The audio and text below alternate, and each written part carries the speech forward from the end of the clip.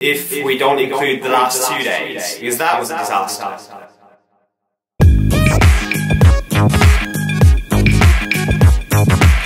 Hello, how are you doing? You okay? I'm glad to see you back. And if you're new here, then welcome babe. My name is Fred and I'm coming at you with a new video.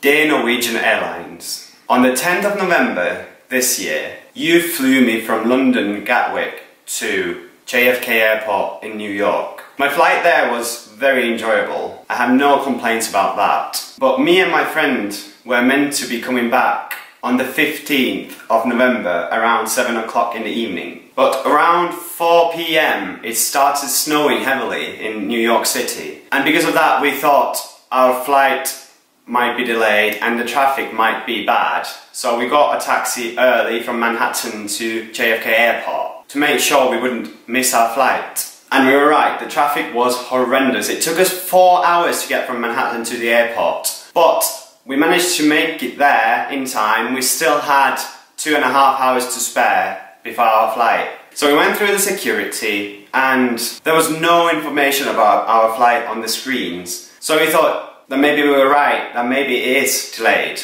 But hours went by and it was already 8 o'clock. Keep in mind that our flight was scheduled at 7 p.m. and there was still no information about our flight.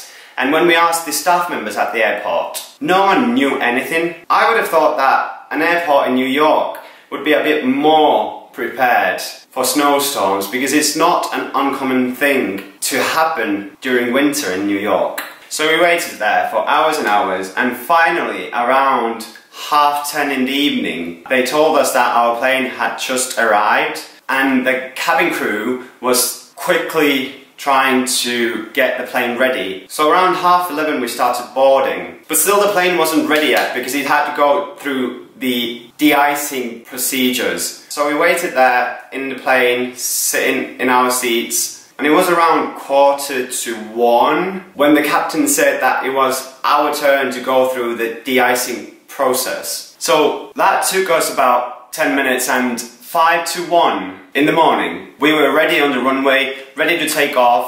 Everyone was happy, everyone thought that they would get home, but no. The captain told us that the crew had been on a flight before our flight that was meant to leave and that they can only work certain hours by law and they have to get at least 12 hours sleep between shifts. So their shift was meant to end 1 a.m. latest. So that meant we had to be airborne before 1 a.m. But keep in mind it was 1:55 and we were ready on the runway to take off. But there was one plane before us and then the pilot said, "I'm sorry but we can't take off tonight." So then everyone took their stuff, got off the plane, got their luggage, and then we went to the Norwegian Airlines front desk booths. And there was at least like 200 people there. Everyone screaming, shouting, everyone was angry. And the first thing Norwegian Airlines said was, "The flight has been cancelled and you have to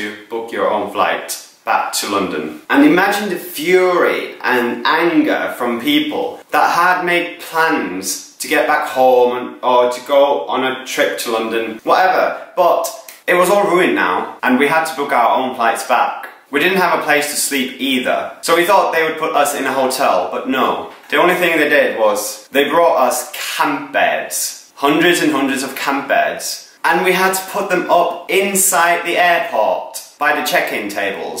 And Norwegian Airlines was the only airline that did that because every other airline managed to put their passengers into hotels. But they told us that all the hotels in the 60 miles radius were fully booked. But still I have a question, how could every other airline put their passengers into a hotel? Because all the flights that night were cancelled. But only us, the Norwegian Airlines flight back to London, had to sleep on camp beds inside the airport. I even took a short video, so I'm going to put this somewhere here so you can see it, what we had to go through. We had to literally sleep like homeless people. It was like a homeless shelter. Hundreds and hundreds of people just laid on camp beds side by side. So of course I couldn't get any sleep and I was getting more and more tired. And people were still furious. They were trying to speak to the representative of Norwegian Airlines, who himself didn't know much about the situation either. All he said to us was, you have to book your own flight back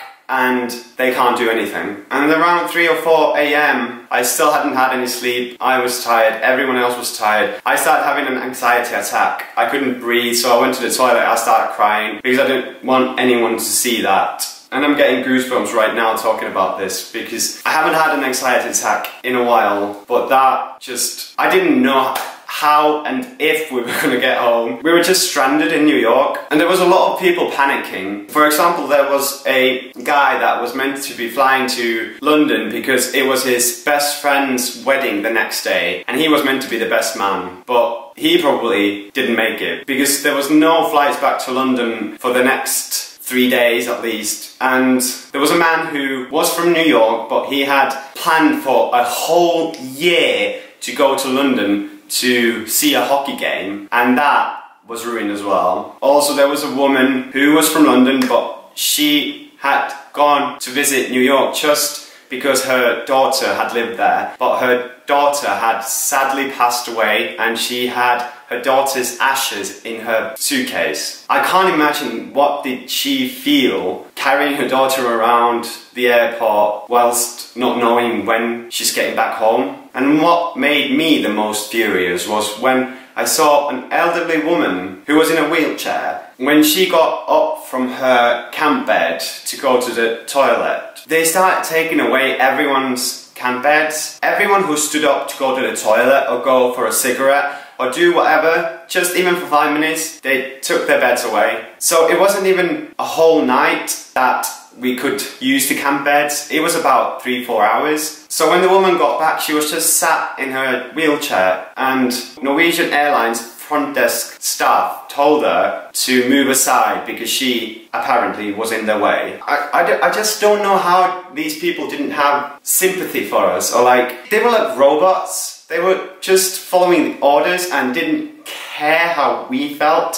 So finally, at around 8 a.m. in the morning, when I had been going for 24 hours, they told us that they have finally scheduled a new flight around midnight the same day. And they found a hotel to put us in. I have never ever felt such relief. So we went to the hotel. I got about 6-7 hours sleep. We had dinner and then coaches took us back to the airport. And finally,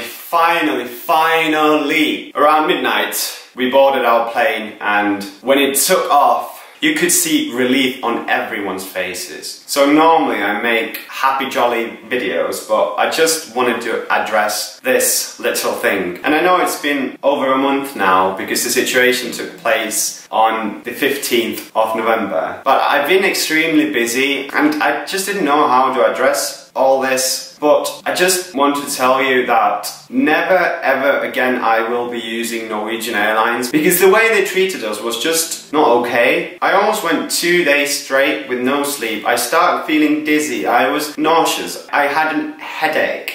And of course I know not always can you sort this kind of situation right away, but at least have some sympathy. I guess the only good thing I got out of this was after all that drama, all the passengers, we were friends. We knew each other by names, and when we went for dinner at our hotel, everyone was talking. It was like a big happy family. And that was a good thing about this situation. But still, I wish Norwegian Airlines had dealt with it a bit more professionally. I really hope you enjoyed this video, and if you did, then please smash all the buttons. Give me a like, subscribe, and do not forget to push the notifications bell. But for now, enjoy the rest of your day, and I will see you very shortly. Bye bye!